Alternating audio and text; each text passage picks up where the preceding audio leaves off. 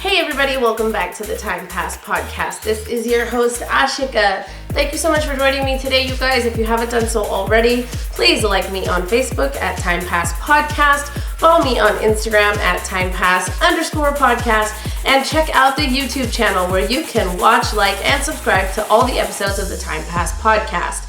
If you are an auditory listener, wherever you are tuning into the Time Pass podcast, please make sure that you are liked, followed, or subscribed on your listening platform of choice wherever you listen to podcasts. All right, you guys, we're gonna kind of switch it up here a little bit. The month of November for me was filled with some really good highs, one big high, and I've been teasing you all about it on my socials, so follow me on socials because I will be making, there's some big news in the works for the show and for me, so please check that out because I will be making the announcement as soon as I can, and I'm super excited about it. So there is some really big highs for me in November, and there were one really big low, kind of like a, there's no other way for me to say this, but like a come to Jesus sort of moment. So I'm just going to go into the story and tell you my experience. So as you guys know, I've been in my field for 20 plus years, and I sit on a society and a little district board, and there's a few of us that are in this organization, and we were planning a big mini conference. And because the mini conference was taking place here in Sacramento, actually in my little town that I live in Elk Grove, I was super heavily involved with the planning process. My peers asked me to MC the event, and I don't have a problem speaking. I never have a problem speaking, and I was taking care of every little detail because in my 20 plus career in this field, 18 or more of those years have been putting on large scale special events. It's in my blood. I know how to put on an event. It's just what I've done for so long. So I was totally comfortable and having fun planning this big one-day mini conference. Well, me being anal like I am and having the special event experience, whenever there's a special event that I'm planning, I like to be done like half an hour early and have nothing to do, because that's when you're troubleshooting everything, and I guarantee you're gonna have to troubleshoot something. So I made a big deal with the venue staff, who's a friend of mine, a colleague of mine, and I said, hey, I'm gonna be there at 6:30 in the morning. I just wanna make sure that everything's exactly the way it needs to be. And another colleague of mine who was putting the event on with me, she was one of the co-planners, and she was in charge of all the decorations. She was like, hey, that sounds really good for me. And she was coming in from out of town. She's like, I'll be there with you at 6:30 in the morning. And I was like, okay, cool, done. And my buddy who manages that facility there was like, hey, okay, I'm gonna be there too, just because you're gonna be there. So I feel like I kind of made people be there earlier than they needed to. And even other committee members were like, you don't need to get there that early. But I was like, I'm just going to feel more comfortable if I get there when I want to get there. Plus, that venue is like a 10-minute drive from my house. So I was prepared to get there. So I go to bed early. You do all the things you need to do. You go to bed early. I had my outfit all planned out because there was a theme. And I woke up at 4 a.m. because, it takes time to put all this together. So I woke up at 4 a.m. and I was getting ready, and I was feeling good, thinking about everything I had to do, and I was in the shower, and I was just thinking about everything, and I was soaping up my body, and all of a sudden I felt something that shouldn't be there, and I felt a lump in my left breast, and I was like, wait, what's happening here? And so I'm like just trying to figure it out, trying to see like, okay, is this real? Is this imaginary? This has never been there before. And so I'm like feeling it out. And the thing about me, guys, is that breast cancer runs in my family. My maternal grandmother, so my mom's mom, my nanny, who I was super close to, my daughter's named after her. My daughter has 2 middle names because she's named after my grandmother. My nanny, she was diagnosed with breast cancer when I was a teenager, and then she had a mastectomy and survived, And then in the end, when she passed away back in 2015, it was actually because the cancer had came back and no one had detected it, and she was too far gone. She was in stage 5 and she ended up dying from cancer. She actually died while I was pregnant. I don't want to talk about that story right now because that is a whole nother episode. But it was so surreal to me because I remember, so her and my mom were really close, and that's probably how I became close to her as well. And she had 9 kids, right? I have 9 aunts and uncles all together. So she's got a lot of grandkids, but I feel like we had a special relationship and we talked pretty regularly, and I would spend a lot of time because she lived in Canada. She didn't live here. So anytime she was visiting, I would just stay up late talking to her about old stories and the main thing that we would talk about was my grandpa, because he passed away when he was 47 years old. And he had diabetes, and this is back in Fiji. And, he just, I don't know, he passed away one day out of the blue. And so I would always ask her stories about him because I just wanted to know him a little more. And we would bond over that. She loved my grandpa. She loved her husband. So she loved being asked to tell stories about him. And that's how we grew close through the years from when I was a child and growing up. And I remember there was one time I was talking to her, or maybe she was talking to my mom and it was on speakerphone, or she was visiting. And this is when she started to feel sick again. And I remember she told us that she goes, I think that the cancer's back. And I think we told her, like, did you tell the doctor? And she said, no, I didn't tell the doctor. Oh no, I did tell the doctor, but the doctor checked and they didn't detect anything. She's like, but in my inside, I feel like the cancer's back, and that's why I'm getting sick again. And to me, it's so crazy that is actually indeed what happened, and nobody detected it until it was too late. So anyway, I'm in the shower. I have to be at this venue at 6:30 in the morning. I have people getting there at 6:30 in the morning, even though they don't want to, just because I made like a little bit of a like, no, I really need this. Please, can we please get there at 6:30 in the morning?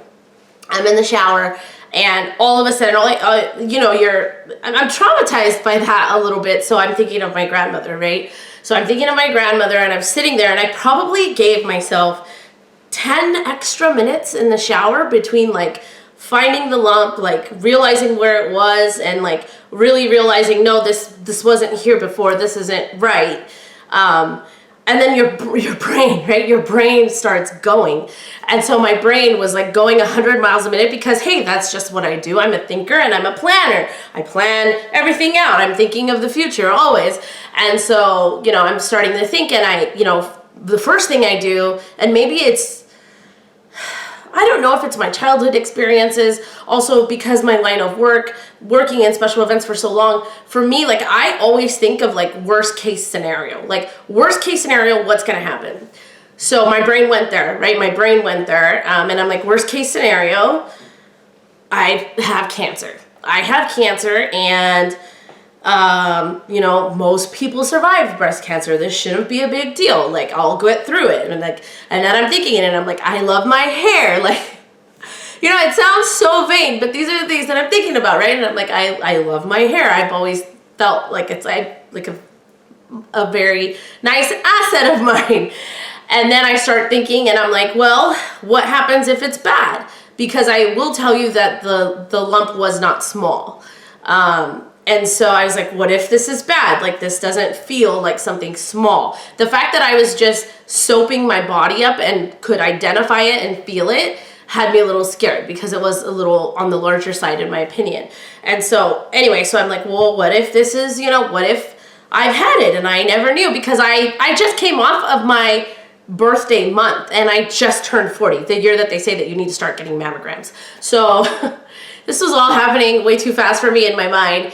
And so then I'm like, okay, worst case scenario, you have cancer, it's too far gone and you don't survive. Of course, my mind went there because my mind was going to go there. It's what I know, right? And so then I'm thinking, and I'm like, okay, well, the funny thing is I'm thinking of everything. I'm like, I start thinking, and I'm like, well, what about me? Like, what? I love to travel, you guys. In my home, I had this artist take a world map and put it onto 3 different canvases for me, and he made them put like a cork board for me and put a little custom quote on there because I love to travel. The world is big and I want to see all of it. I always say that when people tell me, like, why do you travel so much? Because there's more to see.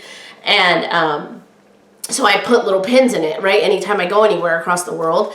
And I was like, well, I haven't been everywhere, but I've been a whole lot of places that a lot of other people haven't gone. And I started thinking, and I was like, you know what? Ever since I had my divorce so many years ago, like, I really lived my life well. I didn't hold myself back. When I want to do something, I go. When I want to go on vacation and nobody wants to go with me, I go solo. When I want to go eat at a restaurant that I like and no one's available, I go solo. Like, I do things on my own. I'm a very independent person. I don't wait for people. Of course, I love doing things with friends and family, but I also have learned that it's nice to spend time with yourself. It's nice to travel by yourself. I've had some of the best experiences I've ever had meeting people and getting to explore a new town, city, or country when I'm by myself. So I sat there and I thought about it, and I was like, you know what?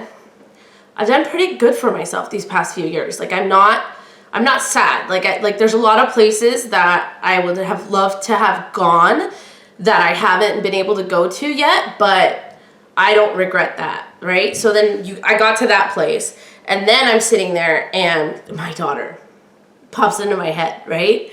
And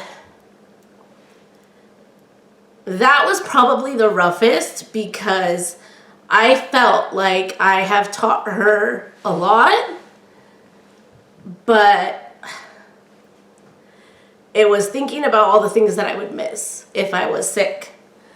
And that was really hard on me. And that's probably what made me the most sad, was thinking about all of that.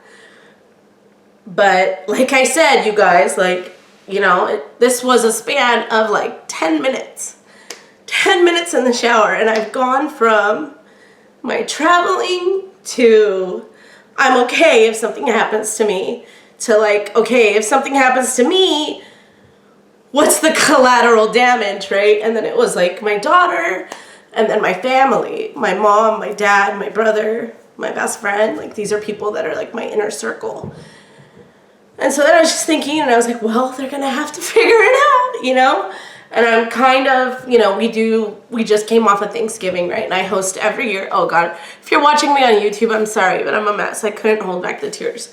But anyway, so, you know, I host Thanksgiving every year. I do all the cooking. Like, I am there for my family a lot, and I try to like be their strength a little bit. So like, when my brother has a problem, you know, usually he and I will sit and we'll talk and we can confide in each other like that. And my mom, gosh, I remember when my grandma was sick, because they were so close, and it sounds like a dick thing to do, but I had to do it. Like, once we knew that she was sick and not getting better, every so often when I would sit with my mom and talk, I would prep her. And it sounds really insensitive, but I just needed to know that she was comprehending what was happening to her mom, and that the fact that she was going to lose her mom. So I would sit there with her and I would say, like, so, you know, Nani's probably not going to be with us much longer. Like, how do you feel about that? How are you going to handle that? Like, do you want to go see her more? And then me and my brother ended up just like gifting her like a bunch of gift certificates from the airlines so that she could fly and go travel to her whenever she wanted, because we just wanted to have we wanted her to have as much time with my grandmother as she possibly could. And so so we did that, you know, and she had that, and so I was just like, well, who's gonna do that for them now?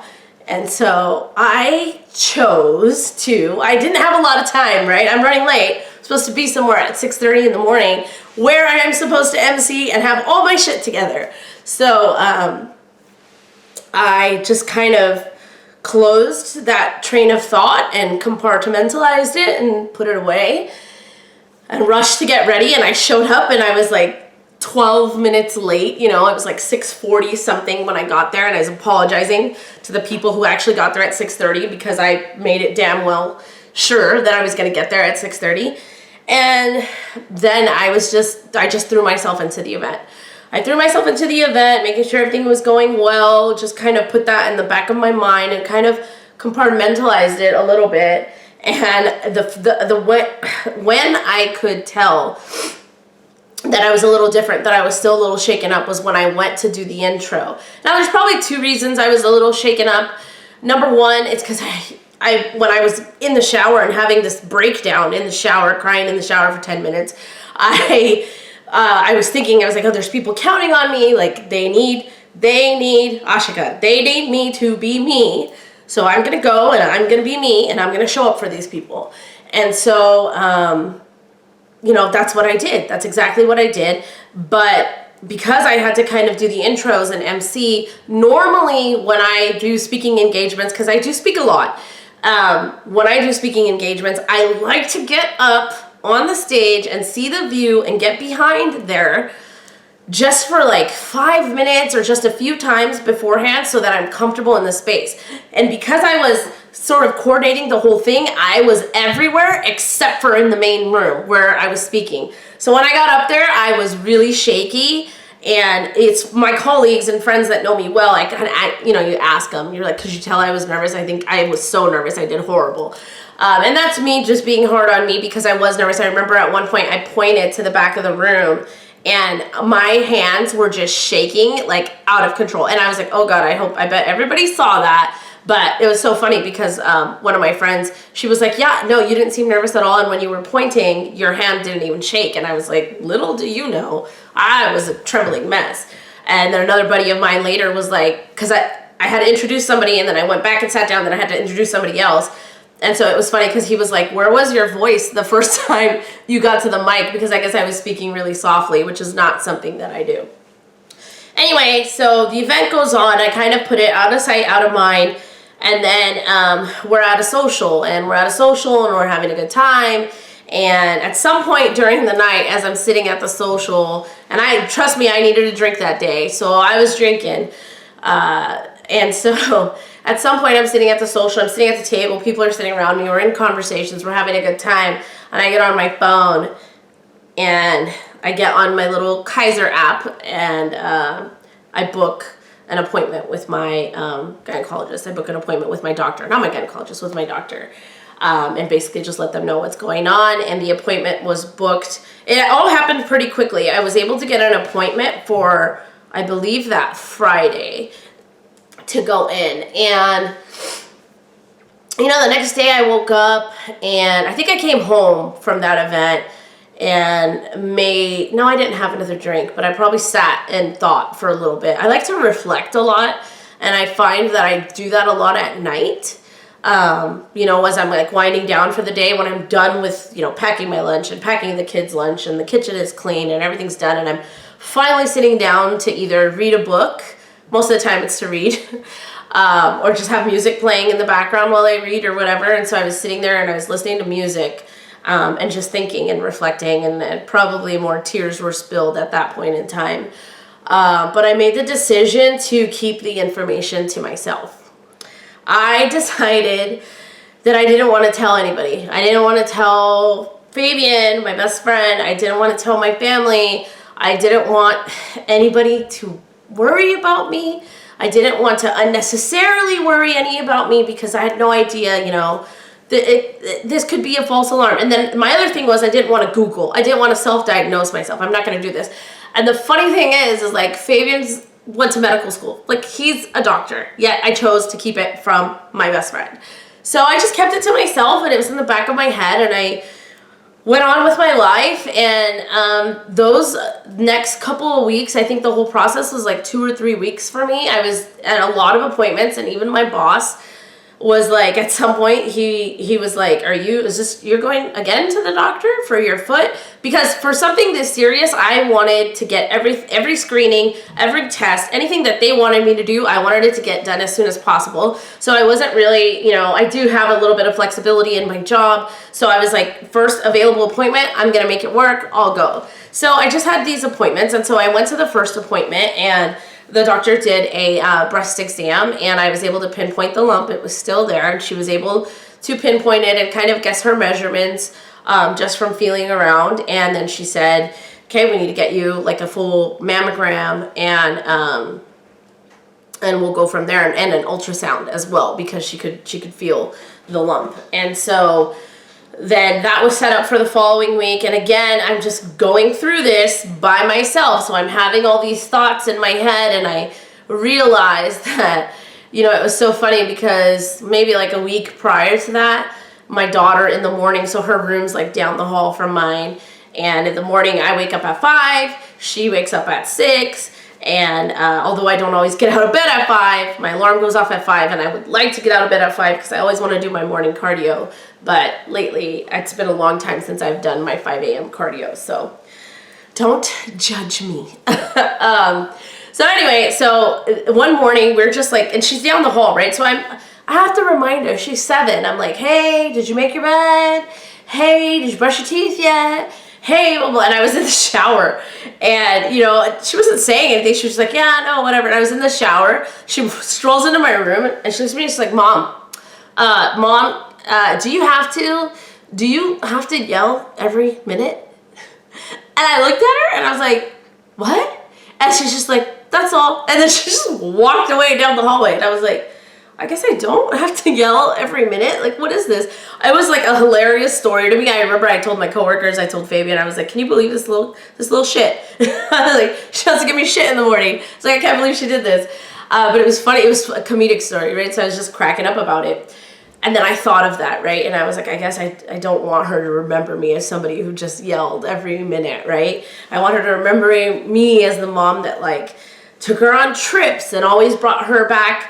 She has this giant snow globe collection because anytime I don't take her on a trip, I always get her a snow globe. And my goal for that is I wanted to inspire her to travel. I want her to see all the places I've been and want to go there and see those places too. So she has a huge snow globe collection.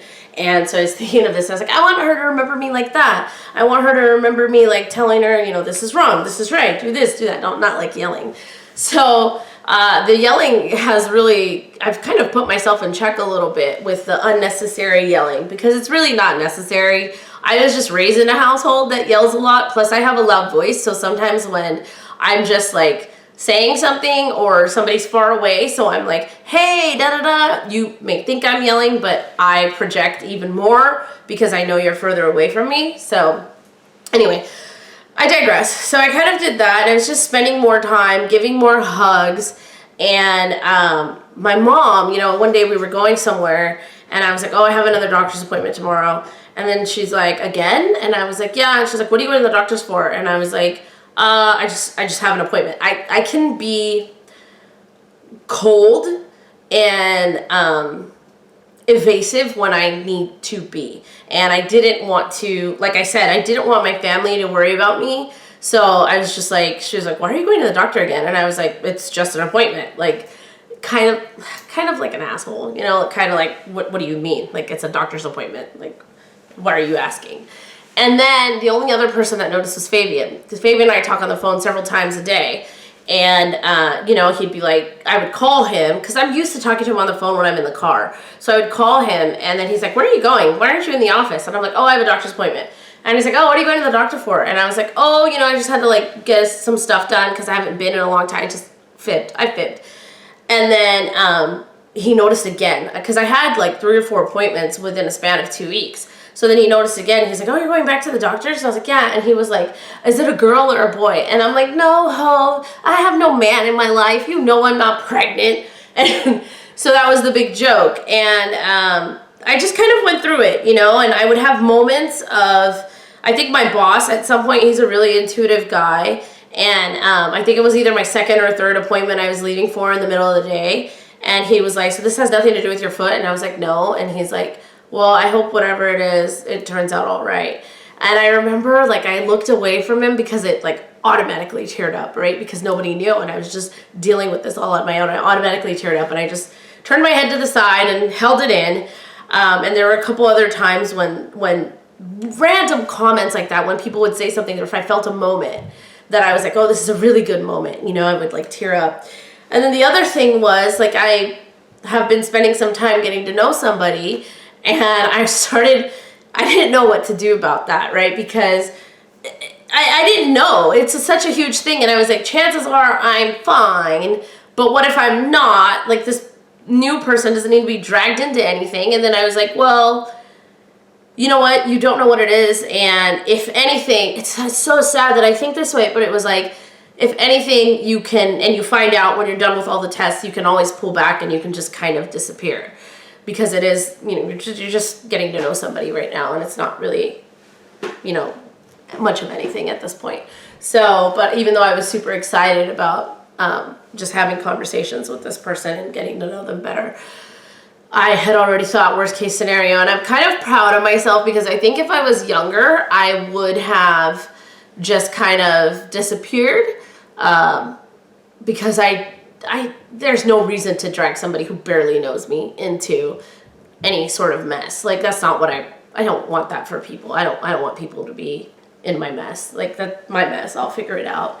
It's just how I've been raised, right? I was raised by a single mom who did everything on her own. And even when she was probably hurting or sad, like, she put on a brave face and she got shit done.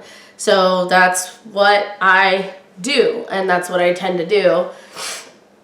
And so I think it was the day before my mammogram, I was talking to Fabian, and no, it was like the week of my mammogram, I was talking to Fabian, and he's like, oh, what are you doing on this day? And I was like, oh, I have a doctor's appointment. And he's like, okay, what is going on, Ho? What is going on? Like, what are you measuring the baby? Like, that was his running joke because of all the doctor's appointments. And so finally I caved, because I don't know. I think I was tired and I just needed to talk to somebody about it. Y'all, if you know me, I like talking. I'm a talker. If you didn't know that already, 3 seasons of the Time Pass podcast. I like to talk about things. I'm a communicator. So I caved and I told him, I said, you know, listen, Ho, I didn't want anybody to worry and I didn't want you to worry, but like, this has been going on. And he lost his shit. He yelled at me, of course. And then he was like, I'm going to call your family. And I was like, please don't. Like, I'm not telling them. Like, don't. And he's like, and then it was nice because he is, you know, a doctor. He went to med school. Like, so he's telling me, he's like, it's super common. Like, you're probably fine. You're young. Like, you're probably fine. Like, you're doing the right things. Just keep going. And it was just nice to have somebody in my corner kind of telling me, like, just keep going. Don't be dumb. Like, this is all preliminary. You're doing what you need to do. Blah, blah, blah. And so that was kind of nice. And so the day and then my brother came to visit the week before Thanksgiving. And he came to visit on Monday because my mom was having like a religious ceremony at the house and he was going to participate in that. I had to work. And I had a doctor's appointment that day that they were doing the religious ceremony. So there was no way that I could participate in anything. I had to be at work and I was leaving work to go to another appointment. So yeah, it was the day I had my mammogram. Yeah, it was the day I had my mammogram and my ultrasound that they had the religious ceremony. And so I did the mammogram, did the ultrasound. I came home from work, and my brother had driven up from Southern California because he was delivering my new car. And he was going to take my old car back for me. And so we were up that night, and we were just sitting here, and we were bonding. And like I said, like, he uses me as a sounding board a lot. I feel like he'll say this, he'll tell this to you guys. He tells everybody. He's like, if I want to know, like no sugarcoating, like what this situation really is, I'm going to ask you. And so, you know, he was talking to me about some things going on in his life, and we were having this deep conversation about his stuff. And then, of course, I start to feel guilty, right? And I'm like, should I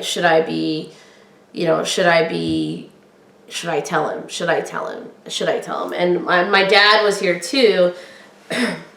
My dad happened to step outside because he's a smoker. So he happened to step outside, and I turned to him and I said, if I tell you something, can you promise me that you're not going to tell mom or dad? And he gets all serious. He's like, yeah. So then I tell him, and of course what happens? He gets emotional, he gets sensitive, and I'm like, hey, like, this is like, you know, I'm just like trying to make him feel better. Like, hey, like, nothing to be, you know, we don't know what's going on yet. Like, just relax. And he's like, well, what are they going to, like the mammogram? So then I told them what happened at the mammogram. Basically what happened is that when they conducted the mammogram and the ultrasound, it did look suspicious. So then they scheduled me for a biopsy at the end of that week. And then I was going to get the results and see what's up. And so, I told him that, and he was like, okay, so by the time I come for Thanksgiving, like, you'll have everything figured out, and then you can tell me, like, what the results were and what's going on. And I was like, yeah, absolutely. And then, I went to the biopsy, and I was at work. I had to leave for the biopsy. Didn't tell anybody again. Had the biopsy done. Went right back to work. I swear to God, my boss would probably yell at me if he knew, but so I went right back to work, and then finished out my day, and then I just waited. I just waited to hear back, and I did hear back, and thankfully whatever they saw was benign, and they're not concerned about it, and I'm healthy, and I don't have cancer. So that's good. But those like 2.5 to 3 weeks of my life were really rough, and they're making me feel some type of way. And it's like, I don't know.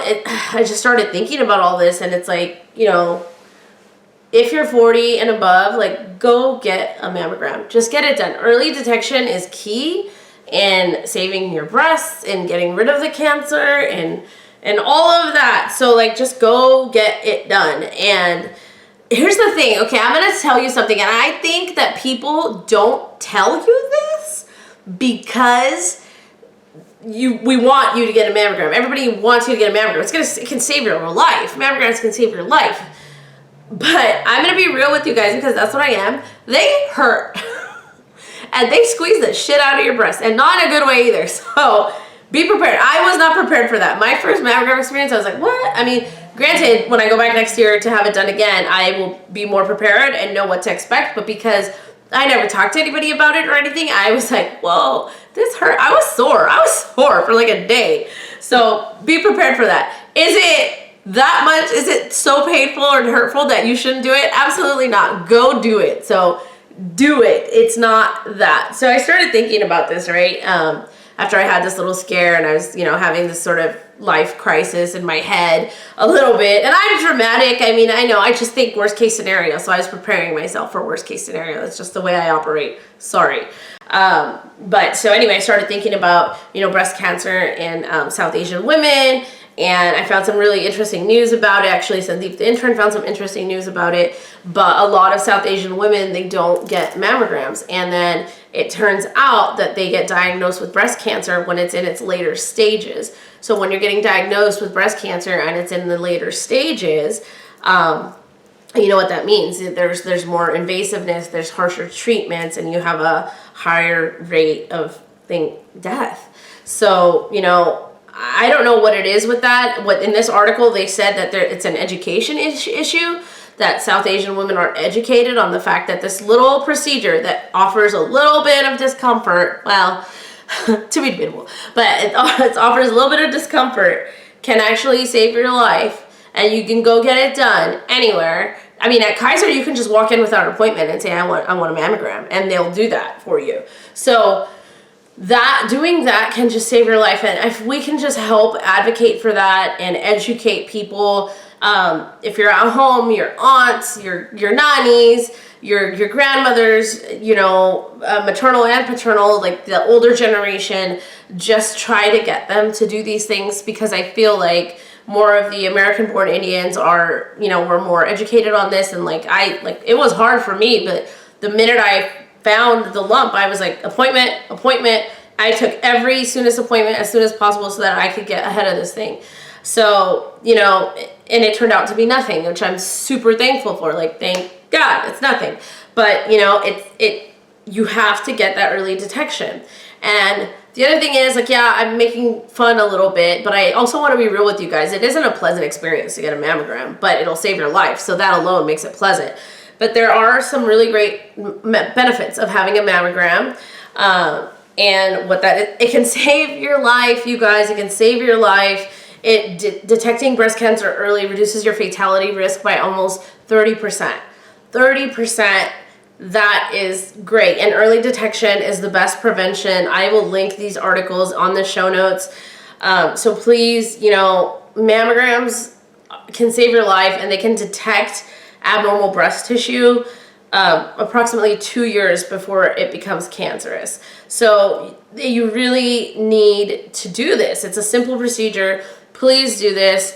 And just don't be afraid. It doesn't take that long. It takes about 20 minutes, I guess. Mine was because they saw something in the x-rays. Mine had to be repeated several times, and then I had the ultrasound after.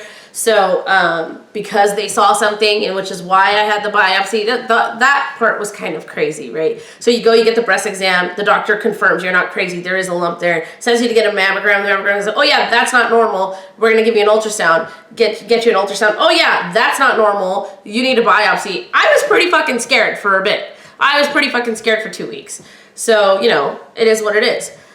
But in the end, everything worked out. And the fact that I went in there early and, I had a good quality thing done, and it just helps. So just do it. Just do it.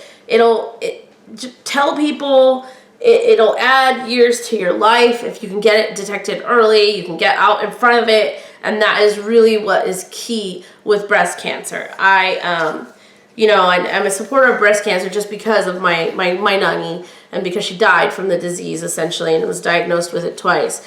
So I am a big supporter of that. But I would just advocate for anyone out there, if you're a male and you're listening to this, to the women who are important to you in your life, if they're 40 and above, please, I know it's a weird conversation, hey, have you had a mammogram yet? But especially if they're important to your life, maybe check in on their health and encourage them to do things that you maybe don't know or aren't aware if they're doing them yet or not. Anyway, you guys, I know that was a little different of an episode, and I got a little emotional there, but it was a roller coaster of a month for me. So like I said, November, I had some really good highs, a couple, 2.5, 3 weeks of some lows, and then a really good high with the good news again. And I got the good news in time for Thanksgiving, so that was great. So I told my brother, because of course he asked when he arrived, he's like, did everything work out? You're good, right? It's so funny the way he asked you. He didn't ask so do you have cancer? What is it? He was just you're good, right? With everything that happened, you're good. And it was when I picked him up from the airport, and I was like, yes, I'm fine. And that was it. He didn't want to hear anything else. I think he was, he didn't want to think of anything happening to his baby sister. So that was interesting. And then Fabian knows, of course, because he was my support through the system, through the whole process, once I finally caved and told him the day before the mammogram. But I never told anybody else in my family. So I imagine after they hear this episode, I will have a lot of splaining to do, like Ricky Ricardo used to tell Lucille Ball. I've got some splaining to do, but I don't know. That's just the way I handled things. I don't like worrying people unnecessarily, and I don't want to worry people. I don't want people to worry about me. There's so many things to worry about in your life. You don't need to worry about me. I just don't want to cause anybody any sort of unnecessary comfort or unnecessary pain or worry. Everybody's got a lot on their plate already. I don't need to add to that. So, and I don't know if that's a healthy way of thinking or not, but it's the way I think. So there you go. All right, you guys. Tell the women in your life to go get screened, please. That is the message of this episode. It's the message. I know Breast Cancer Awareness Month just passed. It was my birthday month, October. So I know it's a little late here, but this is something that we should all be checking in on with all the women in our life. So please do that. If you haven't done so already, please like me on Facebook at Time Pass Podcast. Follow me on Instagram at timepass_podcast. And make sure that you like, follow, and subscribe to the YouTube channel. And if you enjoy listening to me, you're a Time Passer, you like listening to the Time Pass podcast, I would ask you to please do me a favor and share this episode with at least one person. That's all I need. If you have an older person who you're like, this person does not like doctors, South Asian people have this huge fear of doctors and hospitals. Share this episode with them. Make them listen to it. Make them watch it on YouTube if they won't listen to it. It's a really, having a health scare like this is a real big reality check. So share this episode with somebody who you think would need it. And you guys, whatever you do, stay authentic in whatever you do, and maybe check yourself a little bit. I've kind of decided to start easing up on the unnecessary yelling because I realize I probably do so a lot and don't need to. So just stay authentic to who you are, and I will see you next time.